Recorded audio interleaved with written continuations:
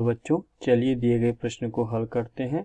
द्विघात सूत्र का प्रयोग करके x के लिए हल कीजिए। हमें समीकरण दिया गया है ए बी एक्स का वर्ग प्लस बी स्क्वायर माइनस ए C X minus B C बराबर 0। चलिए द्विघात मुख्य अवधारणा की हम बात करते हैं। मुख्य अवधारणा के अनुसार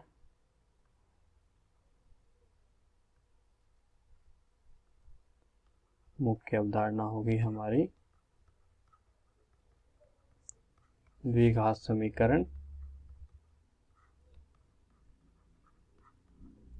ए एक्स का वर्ग प्लस बी एक्स प्लस सी बराबर 0 में एक्स का मान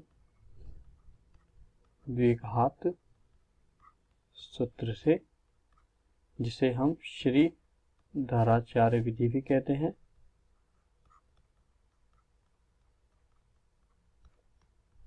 तो x बराबर होगा minus B plus minus under root B square minus 4ac भाग 2a। यहाँ ए बी सी क्रमशः एक्स स्क्वायर का गुणांक, एक्स का गुणांक तथा अचर पद है। चलिए दिए गए समीकरण को पुनः लिखते हैं तथा ए बी सी का मान ज्ञात करते हैं। हमें समीकरण दिया गया है A B X square plus B square minus A C X minus B C बराबर 0। यहाँ समीकरण 1 है। समीकरण 1 की हम तुलना करते हैं। समीकरण 1 की ए एक्स का वर्ग प्लस बी एक्स प्लस सी बराबर 0 से तुलना करने पर हमें ए का मान प्राप्त होगा। ए बराबर आ जाएगा ए बी बराबर आ जाएगा बी स्क्वायर माइनस ए सी और सी बराबर आ जाएगा माइनस का बी सी। चलिए हम समीकरण 1 को द्विघात सूत्र से हल करते हैं। उसके लिए द्विघात सूत्र में हमें बी स्क्वायर माइनस 4ac दिया गया है, तो सबसे पहले हम बी स्क्वायर माइनस 4ac ज्ञात करते हैं। तो बी स्क्वायर माइनस 4ac होगा आपका बी स्क्वायर माइनस ए सी का वर्ग माइनस 4 गुणा ए बी गुणा माइनस का बी सी। इसको a माइनस बी के वर्ग से हल करेंगे तो b की घात 4 प्लस ए स्क्वायर सी स्क्वायर माइनस 2 ए बी, इसको 4 A B square C minus का चिन्ह प्लस का बना देगा। तो हमारे सामने आएगा b की घात 4 plus A square C square plus 2 A B square c, जो कि हमें पता है a square plus B square a plus b के पूर्ण वर्ग का सूत्र बन जाता है।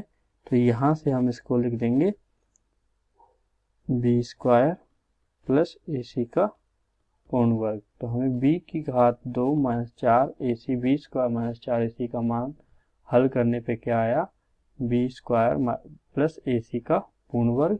चलिए अब समीकरण 1 को हम हल करते हैं। समीकरण 1 को द्विघात सूत्र से हल करने पर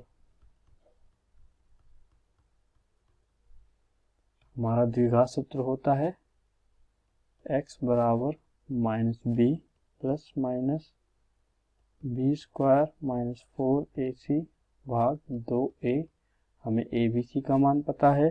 a बराबर है हमारा ए बी बराबर है हमारा बी स्क्वायर माइनस ए सी बराबर है हमारा माइनस का बी सी, और बी स्क्वायर माइनस 4ac का मान हमने अभी ज्ञात किया, जो हमें आया B square plus a c का वर्ग। तो चलिए यहाँ मान रख देते हैं। मान रखने पर हमें प्राप्त हो जाएगा x बराबर माइनस बी स्क्वायर माइनस ए सी प्लस माइनस वर्गमूल B square plus a c का वर्ग भाग 2a, ए के स्थान पर रखेंगे ए बी, तो 2ab। तो हम लिखेंगे माइनस का b square minus A c plus minus B square plus a c का वर्गमूल देने पे हमें प्राप्त होगा b square plus a c भाग 2ab। यहाँ से हो जाएगा ये x, अतः एक बार धन चिन्ह लेंगे एक बार ऋण चिन्ह लेंगे तो x के दो मान प्राप्त हो जाएंगे। तो एक बार x बराबर होगा minus B square minus A c plus B square plus a c भाग 2ab, और एक बार हल करने पे आएगा minus B square minus A c minus B square plus a c भाग 2ab। दोनों तरफ हम हल करते हैं। हल करने पे देखिए क्या आता है, कोष्टक खोलेंगे, a c plus B square plus a c भाग 2ab, माइनस के बी स्क्वायर से प्लस का बी स्क्वायर कट जाएगा, तो हमारे पास बचेगा 2ac बटे 2ab। 2 से 2 कट जाएगा, a से a कट जाएगा, तो c बटे b बचेगा। तो x बराबर आएगा c बटे b। इसी प्रकार यहाँ से हल करेंगे तो x बराबर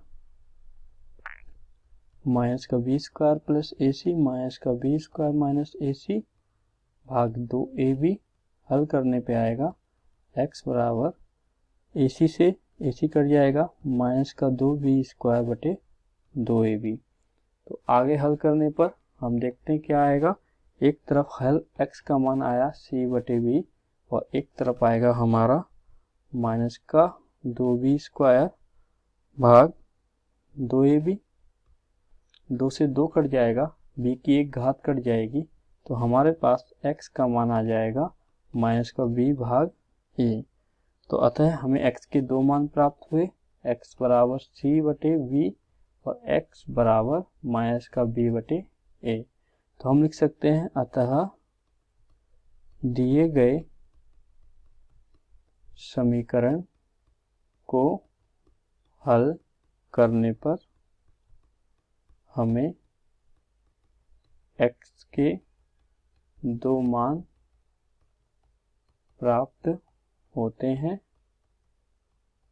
जो c बटे b और माइनस b बटे a है। हमें यही प्रश्न में पूछा गया था और ज्ञात करना था। तो आपने देखा किस प्रकार मुख्य अवधारणा की सहायता से हमने दिए गए प्रश्न को हल किया है।